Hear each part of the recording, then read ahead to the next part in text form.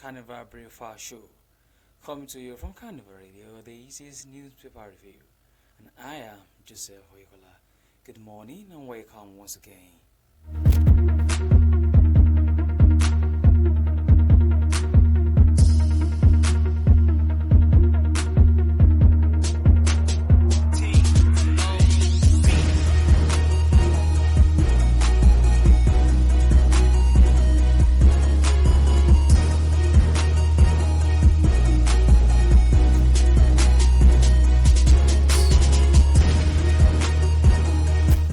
To begin the news this morning, here are the headlines. Southwest Governors team up against ISWAP element bandit. 6 die in Kogi road crash. USSD debt. NCC orders telecoms to disconnect 9 banks January 27. Laughing, Owade jails up for traditional right. Royal family tackle Makinde.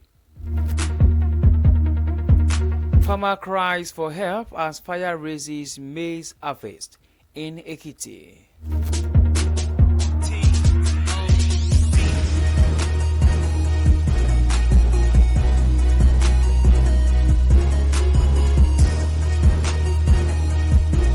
Now to the news in details.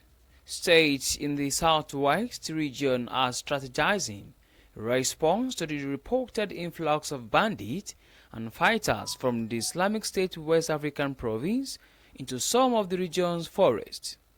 The newsman reported that Oyo State Governor Seyi Makinde warned last week that bandits fleeing military operations in the northwest were seeking refuge in the state. Raising the concern at the 2025 Annual Interfaith Service for Workers held at the Secretariat, Agodi, Ibadan. Makinde said during a security briefing this morning, learned that some band elements from the northwest are relocating here due to military heat in their zones, but we will find and deal with them. The Oyo State government also said it had contacted relevant security agencies, including the military and the police. The Department of State Services recently arrested 10 suspected members of ISWAP in Ilesha, Osun State. The arrest came to public knowledge when the DSS sought an order of a federal high court in Abuja to detain the suspect for 60 days, an order Justice Emeka Nwite granted last week Friday. In the same vein, the Oodua People's Congress urged all the 6 governors of the Southwest to treat as a security emergency the building up of camps inside Yoruba land forests by insurgents and terrorists fleeing the north, as it offered to help security agencies tackle the menace. The Oyo State Governor Babajide Sanwo-Olu noted that he is consulting with his counterpart in Oyo, Osun, Ogun, Ondo, and Ekiti State. A special advisor on information, media, and publicity, Boyega Akosile, said the governor, who is also the chairman of the Southwest Governors Forum, receives daily intelligence on the state of security in the region. Akosile said the governor was prepared to handle security matters in the region, having that he was well briefed on the issue. This news was sourced from the Punch newspaper. Southwest governors team up against ISWAP element bandits.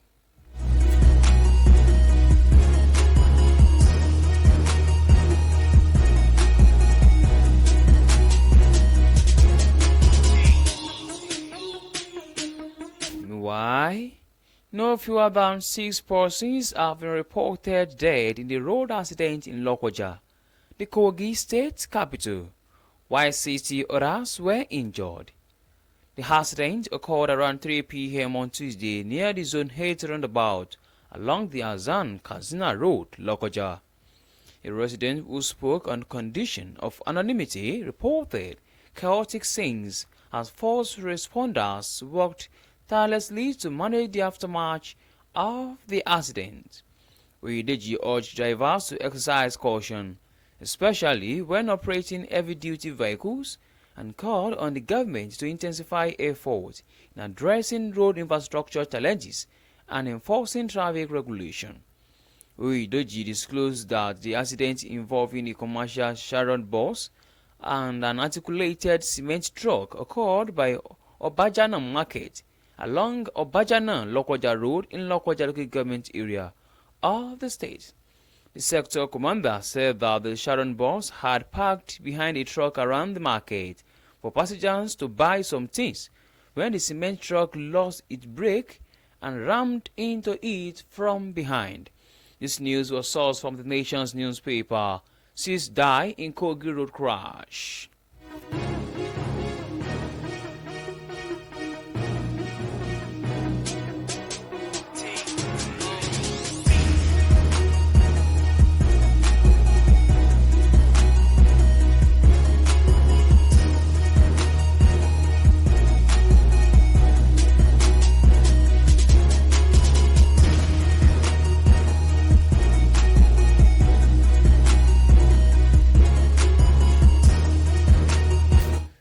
In the meantime, in a race to conclude our processes before the 4-week correlation date set by Governor Seyi Makinde, the new Alaafin of Oyo, Oba Akeem Owade, has begun preparation for the mandatory traditional rite. Makinde had on Monday presented a certificate of appointment and staff of office to Owade at the governor's office, Ibadan, affirming his appointment as the 46th Alaafin. Speaking with the newsmen on Tuesday, the head of Oyo Princes, Chief Mukaila Afonja, said the princes and those concerned with overseeing the Alaafin's traditional rites were itching for Owade to begin the processes. As part of the processes, he said the Alaafin would visit a number of houses to offer sacrifices, make appeasement, and even sleep over at some of the houses to carry out some night rites. After performing the traditional rite at some traditional homes in Oyo town, the new Alaafin will then enter Ipebi seclusion for the conclusion of the traditional rite within the secluded part of the Alaafin palace.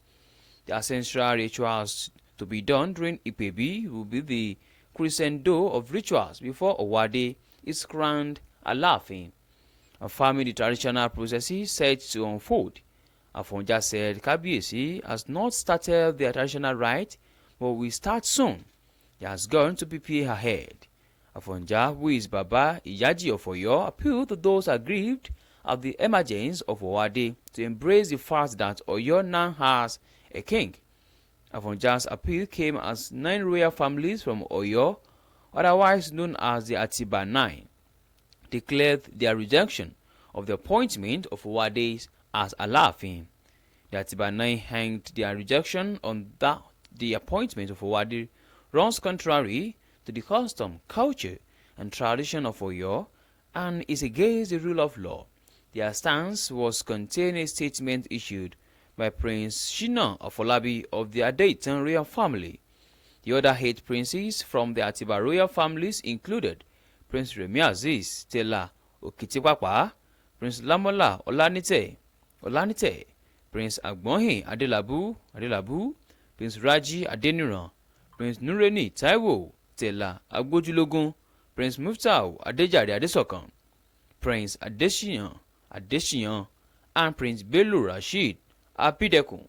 They noted that they were not against the persons of Prince Akeem Owade and Prince Ridwan Gbadegesi. Another contestants as they had the legitimacy to aspire for the throne, but that the process that produced Owade ran contrary to the tradition of the ancient Oyo town. This news was sourced from the Punch newspaper. Alaafin Owade gears up for traditional rites. Royal families tackle Makinde.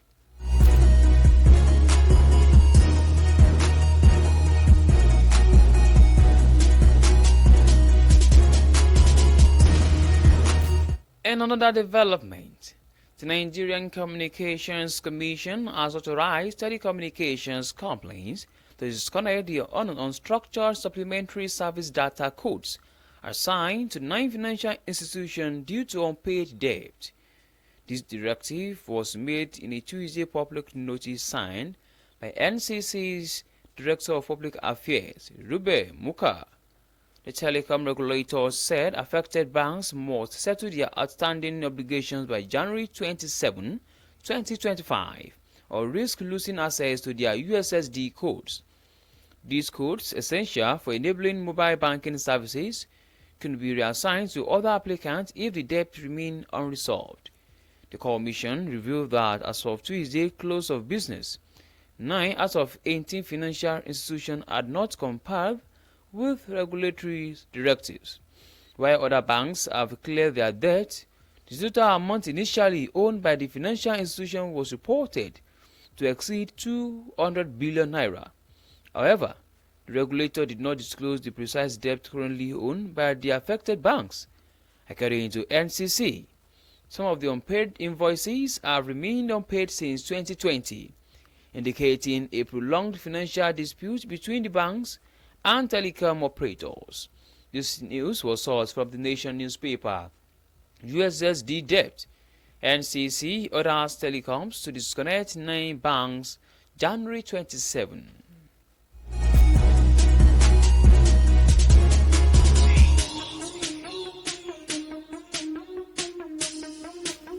On to the last news on newspaper review this morning.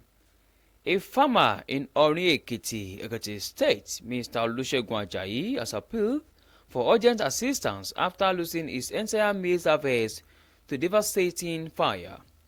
The tragic incident, which destroyed about 6 tons of maize, has left Mr. Ajayi and his family in dire need of help. Ajayi, a computer science graduate who turned to farming as his main source of livelihood, said the fire gutted his crib where the maize was stored. He explained that the loss of his harvest had completely wiped out his annual investment, leaving him without any means to support his family. The fire, which also affected part of the farmland at Ugbomi near Ayede and Ipere, was said to have spread rapidly despite Ajayi's efforts to maintain safety around the crib. While the exact cause of the fire remains unclear, he attributed the incident to the dry season conditions that heightened the risk of such occurrences. Residents of the Oriokin community have expressed their sympathies for the farmer, describing him as hardworking and dedicated. Some have called on the government and other concerned individuals to step in and assist Ajayi in rebuilding his livelihood. Meanwhile, the Ekiti State Commissioner for Agriculture and Food Security has warned against indiscriminate bush burning, which is often a cause of farm fires during the dry season. He urged the farmers and residents to take precautions to avoid such disasters, emphasizing the environmental and economic risks posed by such incidents. For more details, please visit the Daily Post newspaper. Farmers cries for help as fire raises maize harvest in Ekiti.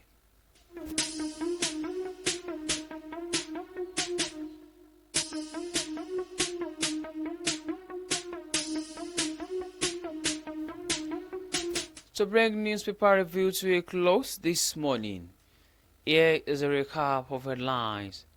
Southwest governors team up against ISWAP element. Bandit. 6 die in Kogi road crash. USSD debt. NCC orders telecoms to disconnect 9 banks January 27. Alaafin. Owade jails up for traditional rights. Real families tackle Makinde. Farmers cries for help as fire raises affairs in Ekiti.